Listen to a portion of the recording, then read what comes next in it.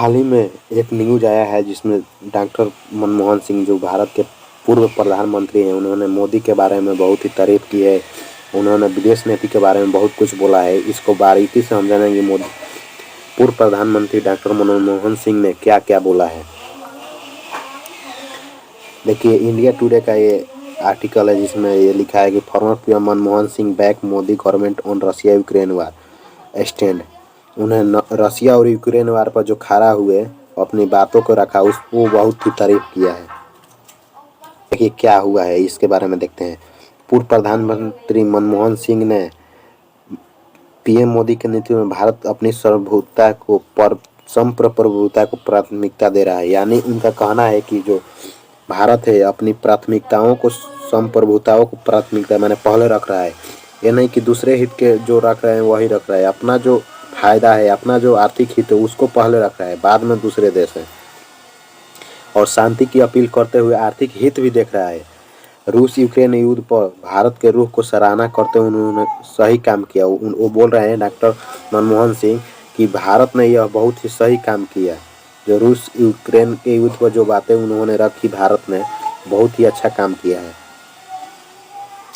भारत पर अपनी दबाव, रूस यूक्रेन सही काम किया। इसके कहने के बाद उन्होंने दोबारा फिर कहा कि दो या दो से अधिक शक्तियां संघर्ष में फंस जाती है तो ऐसे ही होता है। जब दो शक्तिशाली देश आपस में फंस जाते हैं तो ऐसा ही होता है। अन्य देशों पर पक्ष चुनने का अत्यधिक दबाव था। मेरा मानना है कि भारत अपनी संप्रभुता को स्थापित करने में सही काम किया है। आर्थिक हित पहले और साथ ही शांति की अपील भी किया है। उनका कहना है कि मेरा मानना है कि भारत बहुत ही अच्छा काम किया है और आर्थिक हित पहले होना चाहिए और साथ ही शांति का अपील भी कर दिया। बहुत अच्छा काम किया है।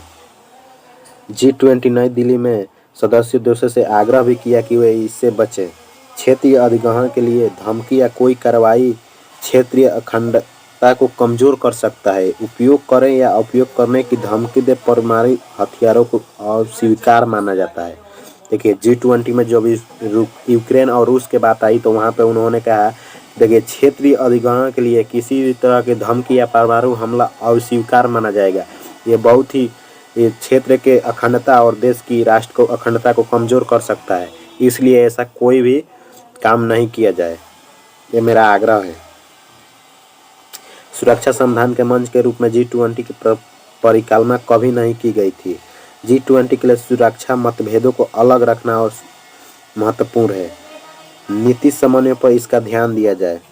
उन्होंने ये भी, देखिए, G20 में ये भी कहा गया कि देखिए, सुरक्षा संबंधित मतभेदों को अलग रखकर जलवायु की चुनौतियों से निपटने के लिए सबसे पहले ध्यान दिया जाए।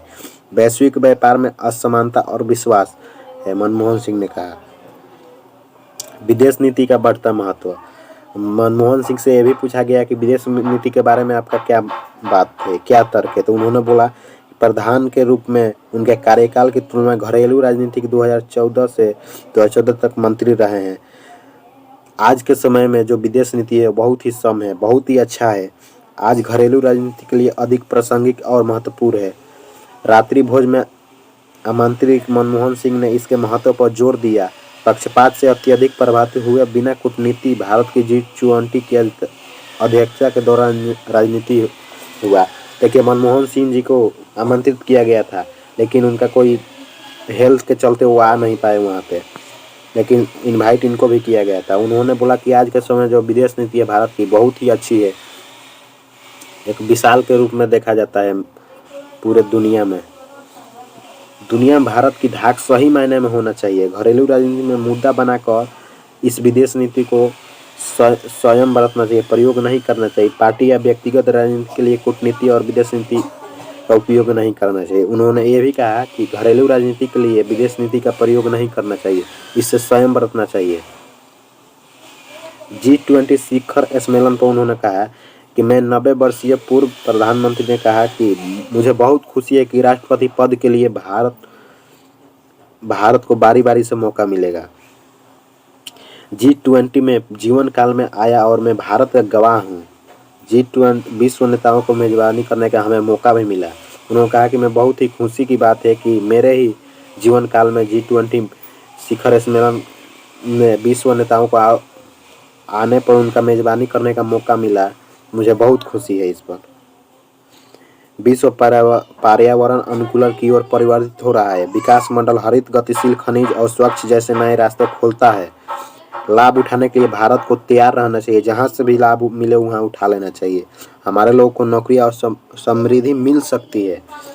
जब भारत और देशों से लाभ उठाएगा तभी हमारे नए नए देश में तकनीक आएंगे, तभी हमारे युवाओं को नौकरियां और समृद्धि मिल सकती है।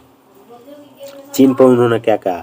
चीन के साथ भारत रिश्तों पर उन्होंने कहा कि यह मेरे लिए अच्छा नहीं है कि मैं प्रधानमंत्री जी को सलाह दूं कि उनको क्या करना चाहिए। चीन और भारत की जटिल कूटनीति मामले हैं। यह दुर्भाग्यपूर्ण है कि चीनी राष्ट्रपति शी जिनपिंग ने G20 सम्मेलन में नहीं आए। मुझे आशा है और विश्वास है कि प्रधानमंत्री इसके लिए सभी आवश्यक कदम उठाएंगे और भारत की क्षेत्रीय और संपूर्ण अखंडता की रक्षा करें और द्विपक्षीय तनाव को भी कम करेंगे। अर्थव्यवस्था पर उनसे पूछा गया तो उन्होंने ये कहा कि भारत 5 साल में तीसरी सबसे बड़ी अर्थव्यवस्था बनेगी और इस समय भारत की अर्थव्यवस्था एक अनोखी अर्थव्यवस्था के मुहान पर खड़े है।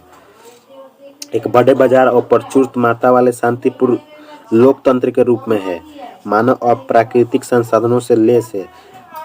आने वाले दशकों में दुनिया का पावर हाउस सेवाओं के साथ विनिर्माण और उत्पादन पर जोर दिया जाएगा। उन्होंने ये भी कहा। चंद्रयान 3 पर भी बोले। उन्होंने कहा कि मेरे कार्यकाल के समय 2008 में हमने चंद्रयान 1 को लॉन्च किया था तो मुझे बहुत खुशी हुई थी, लेकिन तीसरा मिशन जो था एक मील का पत्थर साबित हो गया। मैं वास्तव में चंद्रयान मिशन से रोमांचित हूँ जो था कि 2008 में लॉन्च किया गया था।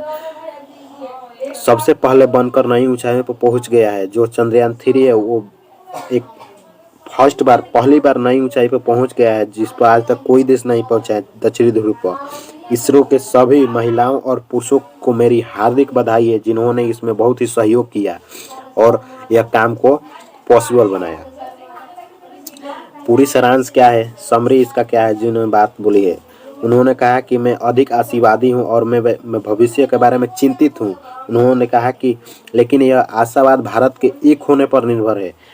उन्होंने कहा कि मुझे सामंजस्यपूर्ण समाज की कल्पना है। कुल मिलाकर मैं भारत के बारे में अधिक आशावादी हूँ, भविष्य की चिंता से अधिक। हालांकि मेरी आशावादिता भारत पर निर्भर है कि एक सामंजस्यपूर्ण समाज बनना जिसका आधार है कि सभी समान रहें और कहीं भी दंगे फसाद इत्यादि नहीं हो। ऐसे इन्फॉर्मेटिव वीडियो के लिए हमारे चैनल से जुड़ रहे हैं और इस जानकारी को अधिक से अधिक लोगों के पास शेयर करें ताकि उनको भी पता चले।